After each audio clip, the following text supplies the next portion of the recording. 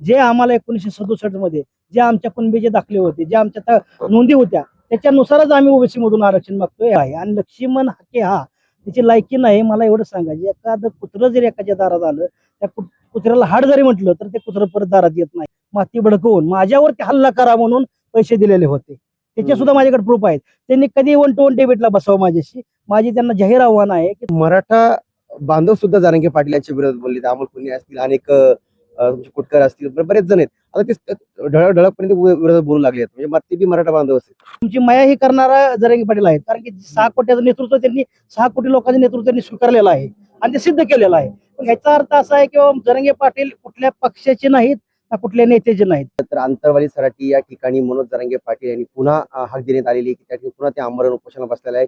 आणि आज जर पाहिलं तर प्रसाद लाड यांनी मनोज जरांगे पाटील यांची भेट घेतलेली आहे. शिष्टमंडळ नसून मात्र मी माझ्या वैयक्तिक भेटीसाठी या ठिकाणी आलो असं देखील त्यांनी सांगितलेलं आहे. त्यासाठीच आपण जर पाहिलं तर धनाजी साखळकर जे आहेत ते याच ठिकाणी आले होते आणि पश्चिम महाराष्ट्रात त्यांची मराठी समाजासाठी अनेक आंदोलनं मोर्चे त्या ठिकाणी ते पाहायला मिळाले ते. पण तुम्ही आज भेट घेतली, प्रसाद लाड सुद्धा आले, तुम्ही मनोज जरांगे पाटलाची भेट सुद्धा घेतलेली आहे. नेमकं काय चर्चा त्या ठिकाणी झाली होती? काय वाटतं की आता ते तोडगा निघेल का त्याच्यातनं? 100% आम्ही प्रसाद लाड साहेबांवरती विश्वास ठेवलेला आहे. या ठिकाणी संघर्ष होता. मनोज जरांगे पाटील यांनी सांगितलेलं आहे की बाबा त्यांच्यामध्ये बोलताना तळमळ दिसली आणि ती अतिशय फडणवीस साहेबांच्या जवळचे आहेत. त्याच्यामुळे ते 100% तोडगा काढतील ह्या हिशोबानं आम्ही त्यांच्याकडे आशेने बघत आहे. आणि आम्हाला त्यांच्याकडून भरपूर अशा अपेक्षा आहेत.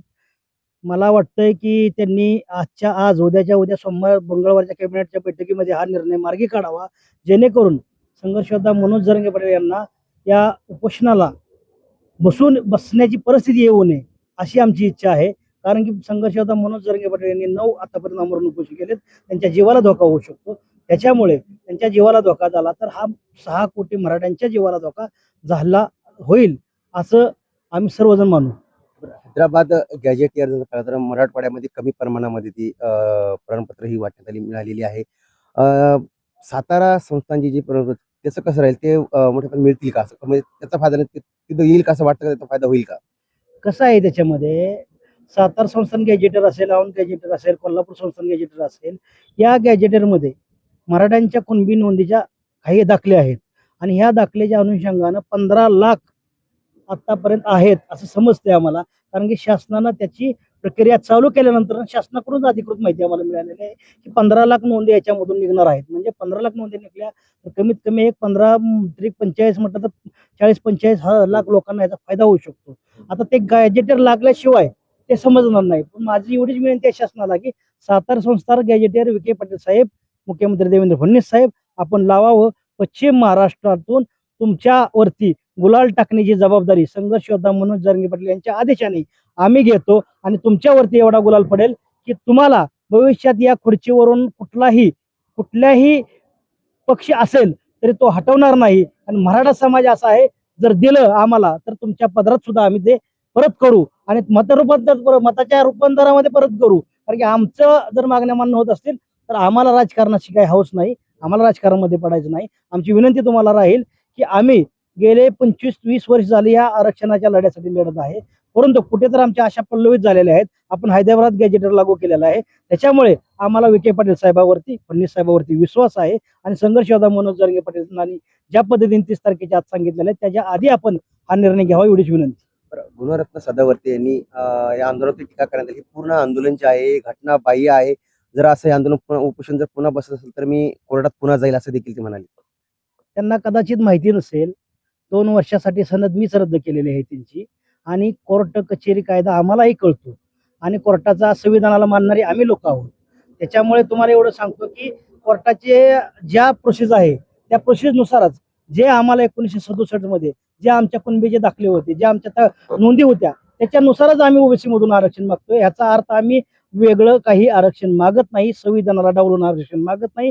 संविधानाच्या चौकटीमध्ये बसणार हे आरक्षण आहे. त्याच्यामुळं सदावर्ते साहेबांना आमची विनंती राहील, विनाकारण मराठ्याच्या रोषाला आपण सामोर जाऊ नका. आपण बघितलं आहे. आम्हीही कायद्यानं आपल्याला 2 वर्ष घरी बसवलेलं आहे, आपली सनद 2 वर्ष रद्द केलेले आहे. आपण जर वेळोवेळी मराठा समाजाचा अपमान करत असाल तर भविष्यात आम्हालाही तुमच्या विरोधामध्ये कोर्टामध्ये जावं लागेल आणि कोर्टातून 2 वर्षानंतर परत 6 वर्षासाठी सनद रद्द होऊ शकते आणि परत कायमची सनद रद्द होऊ शकते. कदाचित त्यांना हा कायदा माहिती असेल. आमची त्यांना हात जोडून विनंती आहे की आपण मराठाच्या रोषांना सामोरं जाऊ नका. गोरगरीब मराठ्यांचा आशीर्वाद घ्या, परंतु मराठ्यांना विनाकारण त्रास देऊ नका. अनेक वेळेस पाहिलं आपण तर तुमच्या आणि लक्ष्मण हाकेची धटापट सुद्धा झालेली होती आणि त्याच लक्ष्मण हाकेने आता प्रसाद लाड आणि जरांगे पाटील यांची विखारी टीका केलेली आहे. मला एवढंच सांगायचं, ज्याला 259 मत आहेत खासदारकीमध्ये, त्या माणसाने कोणावरती बोलतो ह्याचं भान ठेवलं पाहिजे. पहिला मुद्दा, प्रसाद लाड साहेब हे काय छोटे व्यक्ती नाहीत. ते सर्व समाजाला घेऊन त्यांनी आताच सांगितलं की मी 6 लाख लोकांना नोकरी दिलेली आहे. म्हणजे ह्याचा अर्थ ते काय कुठल्या समाजाला चौरेश करतात किंवा असं नाहीये. संघर्ष योद्धा मनोज जरांगे पाटील सुद्धा ओबीसीचा विरोध करत नाहीत, परंतु जाणीवपूर्वक 4 ओबीसीचे नेते काय असतील त्यांचा विरोध आहे. आणि लक्ष्मण हाके हा त्याची लायकी नाही. मला एवढं सांगायचं, एखादं कुत्रं जरी एखाद्या दारात आलं, त्या कुत्र्याला हाड जरी म्हटलं तर ते कुत्रं परत दारात येत नाही. परंतु 3 वर्ष झाले संघर्ष योद्धा मनोज जरांगे पाटील यांनी एकदा तरी त्याचं नाव घेतलं का असा मला व्हिडिओ दाखवा. त्याच्यामुळे त्याचं दुकान, जरांगे पाटलाचं नाव घेतल्यानंतर चालतंय, त्याच्यामुळे त्याचं दुकान चालवतोय आणि समाजाला वेळेत काढण्याचा प्रयत्न करतोय. ह्याच्यापूर्वीही आमचे त्याचे एकामेकाची तुम्ही झालेली होती, परंतु त्याच्यामध्ये मी त्यांना एवढंच सांगितलेलं होतं की आम्ही पंढरपूरमध्ये ज्यावेळेस आंदोलन आमचं जरांगे पाटलांना धमकी आली होती त्यावेळेस मी स्वतः मीडियाला बाईट देण्यासाठी गेलेलो. परंतु त्यांनी काय केलेलं, मीडियाला बाईट द्या केल्यानंतर त्यांनी त्या ठिकाणी इशू निर्माण केला आणि असं सांगितलं की मी आमचे लोक छत्रपती ज्यावेळेस त्यांची बाईट झाली, माझी बाईट झाली. माझी बाईट झाल्यानंतर आमचे कार्यकर्ते असतील, समाजाचे सेवक असतील, त्यांनी मराठा समाजाच्या छत्रपती शिवाजी महाराजांच्या घोषणा दिल्या. घोषणा दिल्यानंतर त्यांना एवढा राग आला की का घोषणा देताय म्हणून ते अंगावरती आले. त्यांना जाणीवपूर्वक आम्ही त्यांच्या अंगावर जावं हे वाटत होतं, कारण की त्यांना हे दाखवायचं होतं लोकांना की मी माझ्या विरोधामध्ये एवढं षडयंत्र चालू आहे. म्हणजे त्यांना पोलीस प्रोटेक्शन घ्यायचं असेल, काय घ्यायचं तर आम्ही पोलीस प्रोटेक्शन घेणार नाही, काय नाही. आम्हाला आमचा समाज खंबीर आहे आमचं प्रोटेक्शन करण्यासाठी. परंतु त्याच्यानंतर त्यांनी जो स्टंट केला, मला त्या गेस्ट हाऊस मध्ये कोंडलं गेलं आणि पोलिसांनी त्याला बाहेर काढलं. त्याच्यानंतर जे काही 2-4 ते पंढरपूरमध्ये पाळलेले कुत्रे असतील ते आले आणि त्यांनी विनाकारण जास्त कालवा करण्याचा प्रयत्न केला आणि आम्हाला आत कोंडल्यामुळे आम्हाला काय करता आलं नाही. परंतु आमचं त्यांना विनंती आहे, विचाराची लढाई, या विचाराची लढा आपल्याला विचाराने संविधानावरती चालणारा हा देश आहे. डॉक्टर बाबासाहेब आंबेडकरांनी संविधानावरती चालवणारा देश आपल्याला निर्माण केलेला आहे.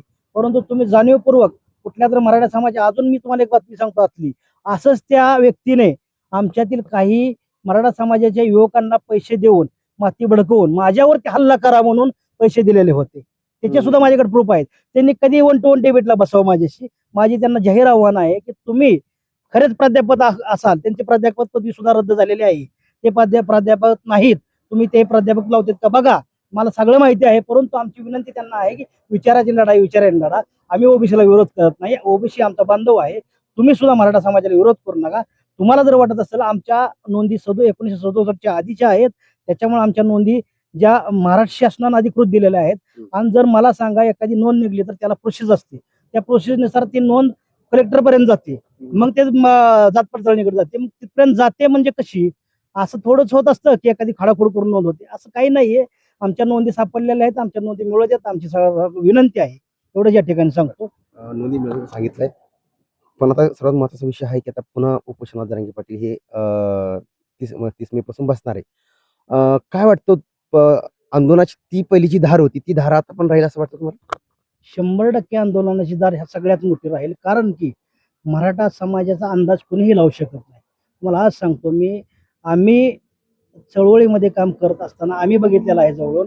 तुम्हाला आज आंदोलनाची धार दिसत जरी नसली तरी आतून एवढा रोष आहे. तुम्ही काल परवाची एक हे बघितलं असेल, कॉक्रोच, त्याच्यावरून तुम्हाला सांगतो की या देशामध्ये एवढा असंतोष, लोकांच्या मनातला राग जो आहे तो राग व्यक्त होण्याचं हे कारण एवढंच आहे, मराठा समाजाचं आरक्षण नाही, अनेक प्रलंबित प्रश्न आहेत. म्हणून एवढंच सांगायचं. अनेक तुम्हाला दुसरी एक महत्वाची गोष्ट सांगतो की काही ठिकाणी काही जे चळवळीत युवक काम करतात अशा लोकांवरती खोटे गुन्हे दाखल करायचे, त्यांना बदनाम करायचं, त्यांच्यावरती गुन्हे दाखल करून बदनाम करायचं, मीडियातनं बदनाम करायचं आणि त्याला राजकीय चळवळीतनं बाद करायचं.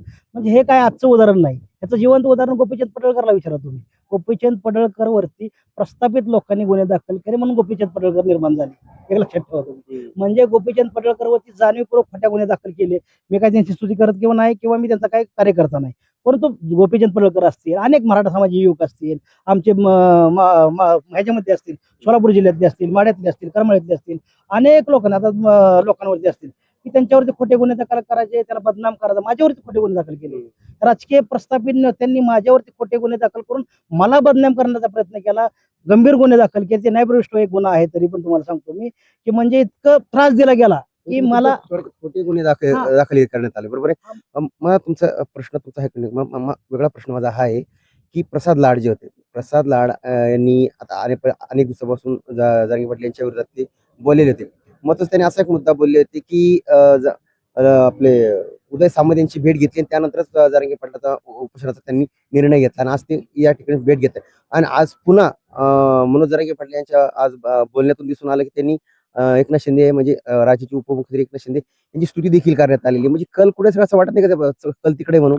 तसं म्हणता येणार नाही. तुम्हाला खरं सांगायचं म्हटलं तर मी आज सांगतो जाहीरपणे आपल्याला की या महाराष्ट्रामध्ये जेवढे राजकीय पक्ष आहेत, जेवढे सत्तेवर आले आता विरोधात आहेत, यापैकी फक्त एकनाथ शिंदे साहेब असतील आणि देवेंद्र फडणवीस साहेब असतील, या दोघांनीही मराठा समाजाला न्याय दिलेला आहे. म्हणजे अण्णासाहेब आर्थिक विकास महामंडळ असेल, सारथी योजना असेल आणि कुणबी दाखले, हैदराबाद गॅजेटर असेल, हे 100% देवेंद्र फडणवीस साहेबांनी केलं. त्यांचं कौतुक केलं पाहिजे. आमची विनंती आहे. आणि एकनाथ शिंदे साहेबांनी सुद्धा शिंदे समिती स्थापन केली, त्यांच्या मार्गदर्शनाखाली 58 लाख नोंदी निघाल्या. आम्ही त्यांची स्तुती करणं गरजेचं आहे. आणि जरांगे पाटील ही त्यांची एकट्याची करत नाहीत. जरांगे पाटलांनी काय सांगितलं की राष्ट्रवादी काँग्रेसमध्ये कोण असेल, भाजपमध्ये कोण असेल, परत शिवसेनेत कोण असेल, ज्यांनी मराठा समाजासाठी काम केलेलं आहे, विखे पाटील साहेब असतील, यांची मी स्तुती करतो आणि वेळ प्रसंगी त्यांना खडे बोल बी सुनावतो. कारण की त्याचं कारण उदाहरण असं आहे की तुमची माया ही करणारा जरांगे पाटील आहेत. कारण की 6 कोटीचं नेतृत्व त्यांनी 6 कोटी लोकांचं नेतृत्व त्यांनी स्वीकारलेलं आहे आणि ते सिद्ध केलेलं आहे. पण ह्याचा अर्थ असा आहे की जरांगे पाटील कुठल्या पक्षाचे नाहीत ना कुठल्या नेत्याचे नाहीत. फक्त एवढंच विषय आहे की जो मागल आणि जो देईल, मागणी कोणाकडे केली जाते, जो देणार आहे त्याच्याकडे मागणी. आम्हाला अपेक्षा आहे देवेंद्र फडणवीस साहेब 100% मराठ्याच्या मागण्या मान्य करतात आणि ते देतात. त्याच्यामुळे आम्ही त्यांच्याकडे आशेने बघतोय आणि आम्हाला त्यांच्याकडून अपेक्षा आहे. आणि त्यांची स्तुती आज सांगतो, तुमच्या चॅनलच्या माध्यमातून जाहीर सांगतो की 100% त्यांनी मराठा समाजासाठी दिलेला आहे आणि अजून इथून पुढच्या काळामध्ये ते देणार आहेत म्हणून मागतोय आम्ही. बरोबर, ते देतील म्हणून मागताय तुम्ही. माझा एक प्रश्न असा आहे की आतापर्यंत जरांगे पाटील यांच्या विरोधामध्ये म्हणजे ओबीसी संघटना असतील किंवा त्यांच्यावर ओबीसी नेते ते बोलतच होते. पण सध्या असं दिसून येत आहे की मराठा बांधव सुद्धा जरांगे पाटील यांच्या विरोधात बोलले. अमोल कोल्हे असतील, अनेक कोटकर असतील, बरेच जण आहेत. आता ते ढळकपर्यंत विरोधात बोलू लागले आहेत. म्हणजे ते बी मराठा बांधव असतील. कसं आहे माहिती आहे, हे सगळे मग आमचे सहकारीच आहेत. आम्ही जुन्या चळवळीमध्ये अमोल असेल, कोण अजून संभाजीनगरचे असतील वगैरे, सगळे आमचे सहकारी जुने जरांगे पाटलांचे सहकारी आहेत. परंतु कसं असतंय, काही गोष्टी समाजामध्ये काम करत असताना जरी एखादा निर्णय चुकला तर तो निर्णय का चुकला किंवा कशामुळे चुकला ह्याचंही थोडंसं दोन्हीकडून झालं पाहिजे.